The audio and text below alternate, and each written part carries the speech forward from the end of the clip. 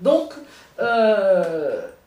on a tout un arsenal donc, de législation qui se mettent en place et qui, dans les pays aussi donc, de départ, se renforce par la perte de nationalité, c'est-à-dire que pour les Allemands, ce qui n'est pas le cas pour les Français, les Allemands qui quittent leur pays, qui sont expulsés, perdent la nationalité allemande, enfin la nationalité de l'État allemand dont ils dépendent, puis d'Allemagne. Donc c'est véritablement là, si vous voulez, une rupture totale. Donc, bon.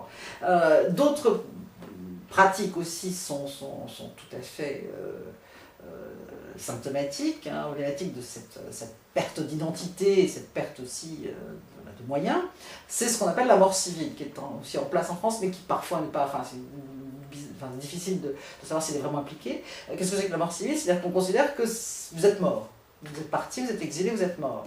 Alors bon, mort civile, pourquoi? C'est-à-dire que par exemple, vos enfants peuvent hériter, c'est-à-dire que vous n'existez plus. Donc si vous êtes propriétaire d'un champ, si vous êtes propriétaire d'une étude de notaire, bon, finalement, vous n'êtes plus le détenteur. Donc il y a toute une législation qui se met en place. Alors les politiques aussi des pays de départ qui ont exclu ces populations, c'est aussi souvent de non pas souhaiter le retour de ces exilés, mais bien entendu qu'ils fassent amende honorable. Et surtout donc de se présenter comme des gouvernements qui sont des gouvernements finalement assez tolérants et autres. Donc pratique que l'on retrouve en France, mais aussi en Allemagne, de la grâce individuelle, qui implique soumission, et qui évidemment est largement instrumentalisée, et puis également donc pratique des amnisties, qui évidemment là aussi sont des listes de noms, et où les gens font quand même finalement, acceptent le retour, et qui sont toujours scandés souvent donc par des grands événements à la gloire, c'est-à-dire qu'on fait une amnistie quand il y a naissance d'un enfant, quand il y a changement, mariage ou autre, donc c'est toujours finalement une mesure de bonté du souverain, et donc une politique qui nécessite donc d'accepter aussi pour les populations donc, qui sont parties. Alors, si je peux donc expliquer aussi qui sont ces exilés et comment ils sont perçus. Alors on a une vision souvent très héroïque. Évidemment, j'ai pas cité de grands noms à part Mazzini, mais bon, il faudrait citer Victor Hugo, il faudrait citer également Kossuth. Donc on a quelques grandes figures, mais on a surtout beaucoup d'anonymes finalement qu'on connaît mal. Alors, qu'est-ce qui finalement constitue, je veux dire, la trame commune pour tous ces exilés? D'abord, c'est la crainte de l'expulsion.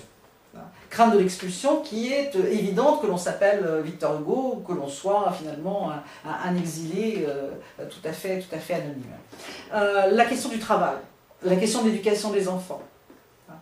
Donc, c'est un problème que je me pose actuellement par rapport finalement à ces migrants, ces exilés que l'on voit, c'est que j'ai l'impression qu'on ne prend jamais en compte, ou très peu, on leur pose jamais de questions sur quel métier faisiez-vous avant?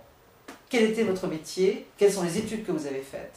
Moi, je suis très troublée par le fait que les Syriens que l'on voit parlent à peu près tous relativement bien anglais. Alors, est-ce que c'est ceux qui se mettent en avant? Mais j'ai l'impression qu'on fait fi, en quelque sorte, d'une éducation, d'une vie, et surtout, donc, de compétences aussi que ces gens ont, et qu'on ne voit plus finalement que par l'étiquetage, de la labellisation de leur statut donc d'exilés et de réfugiés. Autre question qui se pose toujours, c'est celle de la poursuite de l'engagement, pour ceux qui ont été engagés. Soit effectivement on les perçoit comme simplement des pauvres, donc sans engagement, soit effectivement comme des personnes menaçantes parce qu'ayant eu un engagement auparavant. Et donc, quelle est la possibilité? Comment vivre un engagement aussi donc, dans des conditions de contrôle, de surveillance, telles qu'ils peuvent le vivre. Question aussi qui se pose, c'est le caractère très masculin, j'ai déjà parlé, de cette vision de ces réfugiés. Alors, elle est certainement plus marquée au 19e, mais déjà on a des femmes, bien sûr, des femmes, des enfants, et toujours finalement cette espèce de mise à l'écart aussi de ces populations et de leur implication aussi donc, dans la situation de ces exilés. Alors l'accueil des populations à l'époque, bon elle varie, j'ai parlé de xénophobie tout à l'heure, mais c'est vraiment des moments tout à fait particuliers. On a des moments d'accueil très chaleureux, alors on peut voir, on a des scènes comme ça où on va accueillir en 31 à Strasbourg les Polonais, on pleure, on se tombe dans les bras. Bon. C'est vrai aussi souvent des militaires entre eux, hein, qui finalement par le biais des souvenirs de la Grande Armée, bon, voient arriver des soldats, il y a ce soutien. Mais on a souvent, je l'ai dit, un soutien très sélectif, hein, c'est-à-dire soutien sélectif, c'est-à-dire que voilà, il y a les bons et les mauvais. Les bons, c'est souvent ceux qui peuvent se débrouiller tout seuls.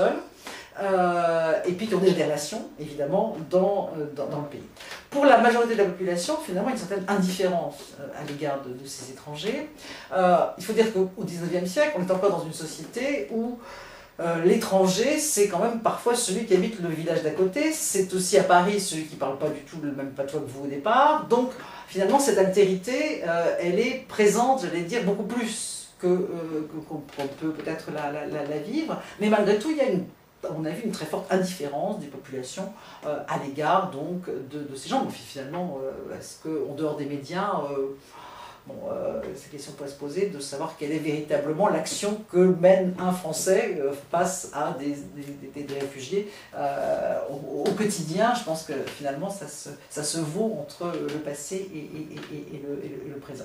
Alors la méfiance, elle est toujours marquée hein, en période de tension économique, en période de tension politique, et elle est perçue aussi donc, dans une espèce d'imaginaire hein, qui fait qu'on voit des étrangers évidemment sur les barricades en 1948. Alors il y en avait en 1830 effectivement, mais là finalement ça a été relativement valorisé même par le gouvernement de Louis-Philippe. En 1948, ils sont très peu nombreux sur les barricades, ils sont présents dans des journées en 1949 par exemple, c'est au nom des étrangers de la Pologne justement, donc on va se mobiliser, mais finalement ça montre bien là finalement plutôt une dérive, hein, et donc on se méfie en quelque sorte de ces soutiens à l'étranger, qu'il s'agisse de la Pologne ou de l'Italie. Et donc on s'en méfie en quelque sorte de façon finalement assez diffuse. On essaie toujours donc de les mettre à distance. Avant la commune, hein, il y a toute une littérature sur la commune qui fait que la commune a été, enfin tout à fait, donc c'est un complot d'étrangers, hein, c'est-à-dire que finalement ce sont des officiers polonais, des Allemands donc qui ont organisé donc cette commune de Paris.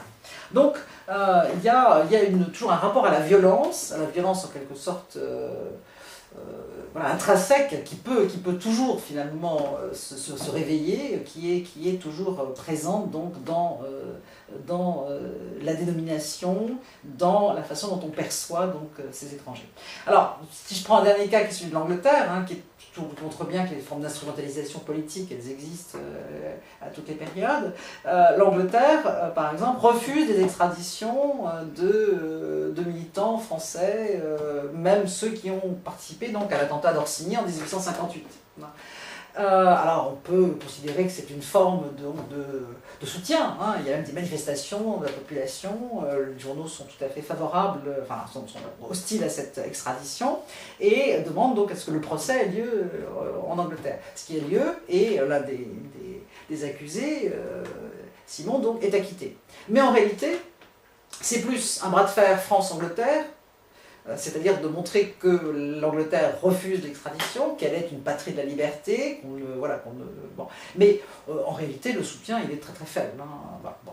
Donc, évidemment, pas de législation à l'échelle de l'Europe, hein, une certaine liberté de circulation, mais en même temps, la liberté de circulation, c'est plutôt la liberté d'expulser les gens et de les envoyer dans un autre pays qui après se débrouille en quelque sorte. Donc pas plus finalement d'organisation, de prise en charge de la question à un autre niveau que celui des États, et comme on l'a vu, selon des processus donc, qui sont tout à fait donc, variables, et qui toujours, donc, et plus encore à la fin du siècle, hein, vont poser la question, j'ai parlé de la situation des Juifs donc, russes en Angleterre, donc vont toujours donc, nécessiter et engendrer des débats hein, sur finalement comment séparer le bon migrant du mauvais réfugié, le bon réfugié, du mauvais migrant. Donc on a cette problématique finalement qui perdure, et cette nécessité aussi de dénominer, de trouver une dénomination qui évidemment mérite toujours qu'on voit ce qu'il y a derrière, hein, qui me semble commune, cette volonté de quantifier, l'obsession de la quantification, hein, qui est toujours impossible face à des populations qui évidemment sont mobiles, et donc évidemment la mobilité c'est toujours un phénomène dangereux.